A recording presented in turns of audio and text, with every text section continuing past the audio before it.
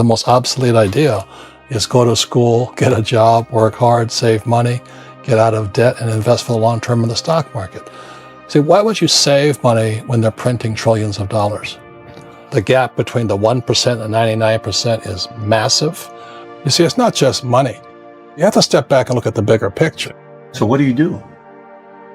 In every one of us is a poor person. There's still a poor person inside me.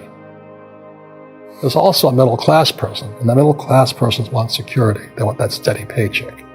And there's a rich person. And they're all inside of us, except that it's not taught. You're taught to go to school, get a job, and get a paycheck. You're not taught to how to get rich. If you read Rich Dad, Poor Dad, my rich dad refused to pay me. He said the paycheck was one of the most damaging things you could take in your life. He says, the moment you take a paycheck, you're an employee, and that's the mindset. So my rich dad never paid me. He drove my poor dad, government employee, nuts. You gotta pay people, you gotta pay people. And rich dad was not saying that the paycheck was bad. He says, you didn't want to be a slave to money. So as an entrepreneur, if rich dad folded, I just started another company. I don't need a paycheck. I don't need anybody to take care of me. If my government doesn't like me, I move to another country because they need entrepreneurs there. So the entrepreneur is not so much the business. The entrepreneur is really the mindset and the skill sets and the different set of rules. You see, small business does not operate in the same rules as big business. Entrepreneur is a mindset first, a skill set, and rules. And depending upon whether you're an employee or a small business, the rules are different. The mindsets are different. The skill sets are different. If you could say one thing to somebody who's never been an entrepreneur and they're thinking about making the leap of faith into becoming an entrepreneur, what could you tell them? Well, I'll just tell them the same thing that happened to me. My last paycheck, I still remember it clearly. It was one of the worst and the best days of my life. And I was in Puerto Rico. I was working for Xerox, and my boss gave me it wasn't a paycheck, it was a bonus check. I think it was about $30,000 taxable. It's the only problem with that. So I got this check and I went, holy mackerel. So I was excited, but I was also disturbed. And so this other guy comes up to me, his name was John, and John says to me, he says, you're gonna be back. I said, why? He says, because you're gonna fail. I looked at him and said, look, few expletive words, because that's what he did. He left Xerox, failed, and he came back. And I said, look, you failed and you came back, but I'm going to fail and I'm never coming back. And that's the attitude. Do you know what I mean? If you say, well, if I fail, I'll go back to mommy and daddy, then that's what you'll do. So if you fail, that's when I became an entrepreneur, because I had no money. I had no money for years. I didn't have a paycheck. But that's what my rich dad encouraged me to do. He says, when you don't have this paycheck, you get hungrier, smarter, and it's a test of your character. Will you become a crook? Will you become dishonest? Will you cheat and steal? Or will you become a better human being? So really, that's the benefit of becoming an entrepreneur, is you really find out who you are when you don't have anything. So you always have to look at the big picture. Too many people look at, well, what's going to happen to me? When you look at the big picture, you're also going to know that when something bad happens, something good's going to happen. But you got to prepare for whatever is coming.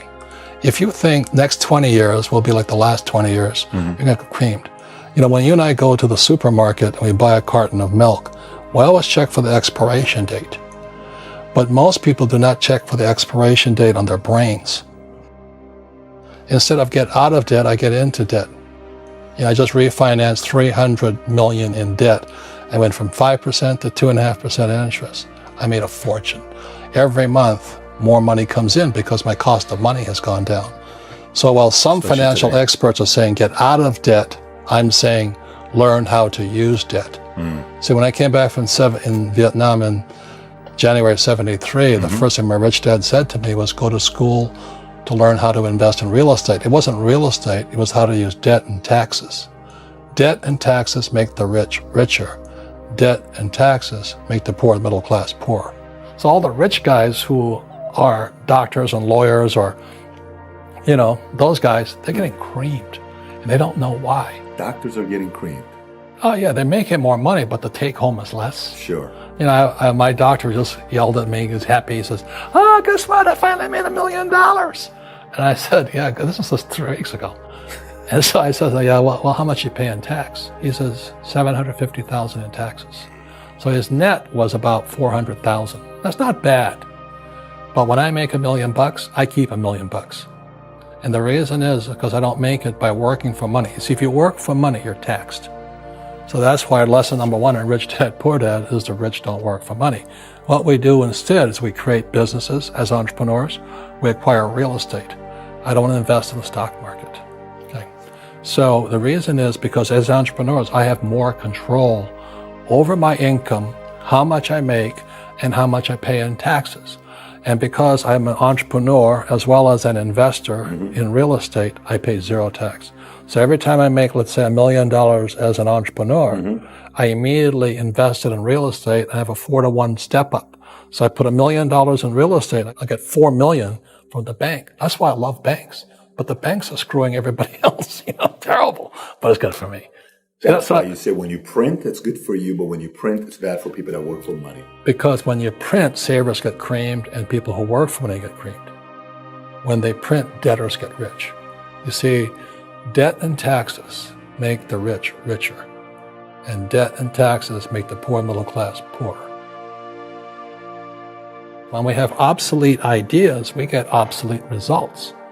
So what's happening for most people, the idea of going to school, getting a job, working hard, saving money, getting out of debt, buying your house because it's an asset, investing for the long term, is obsolete.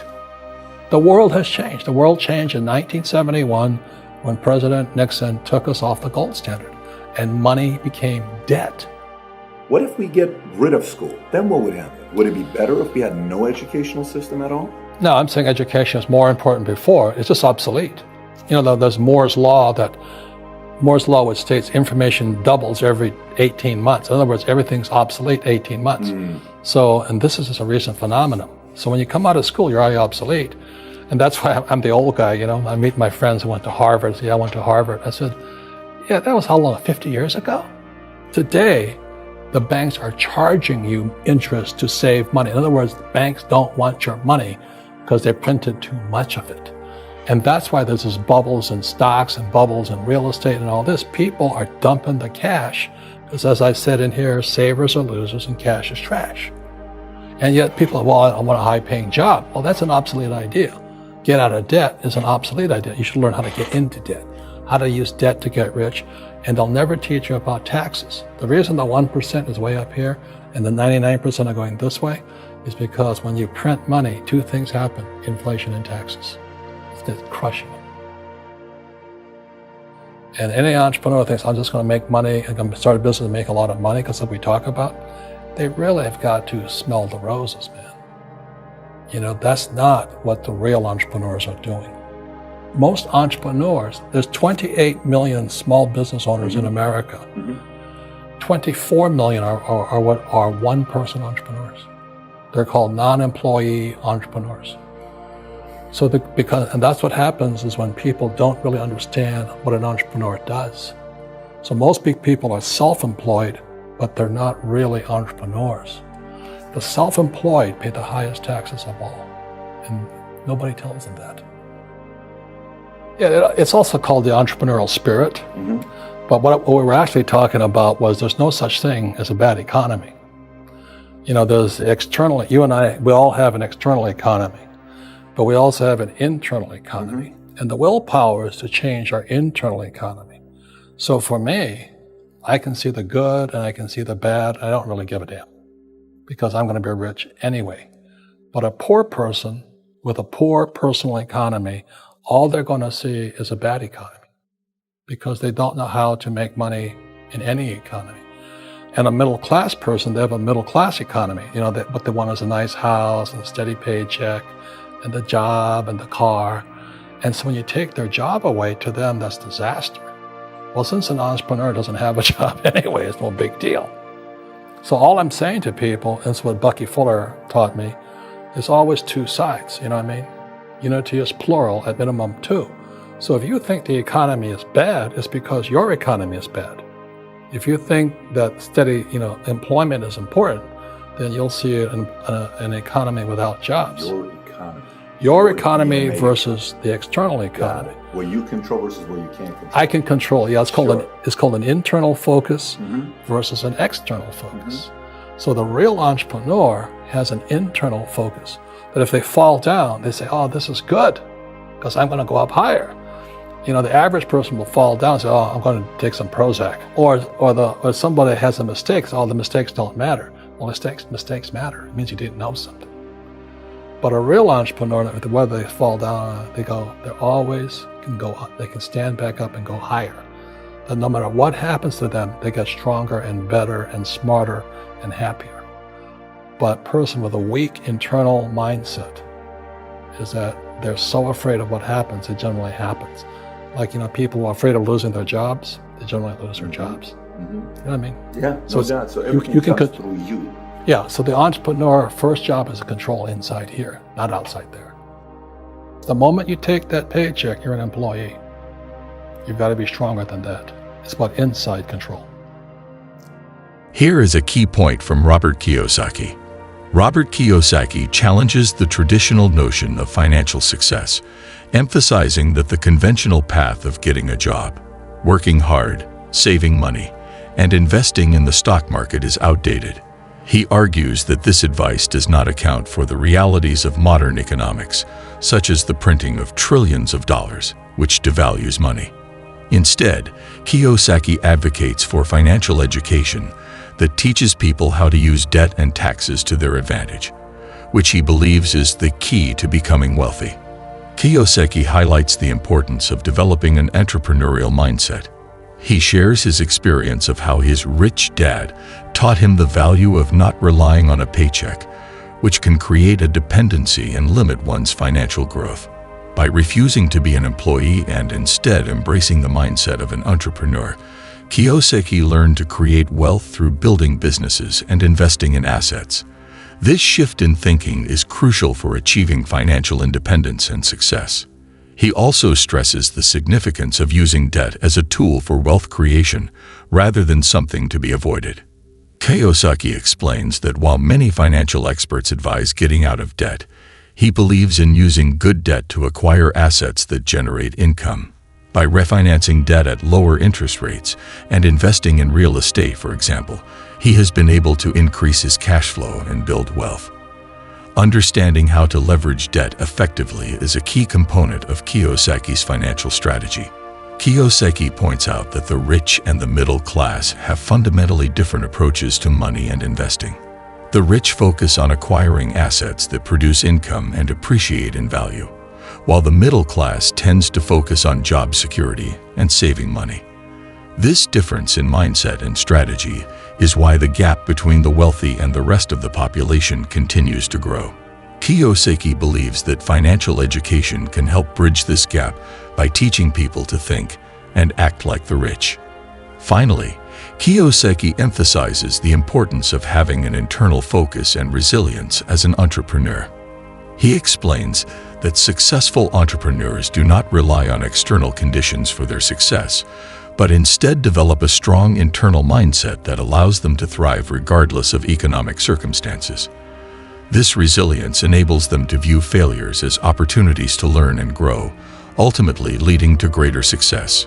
Kiyosaki encourages individuals to cultivate this mindset to achieve their financial and personal goals. In summary, Robert Kiyosaki's key points revolve around challenging traditional financial advice, adopting an entrepreneurial mindset, using debt strategically, understanding the different approaches of the rich and middle class, and developing resilience and internal focus.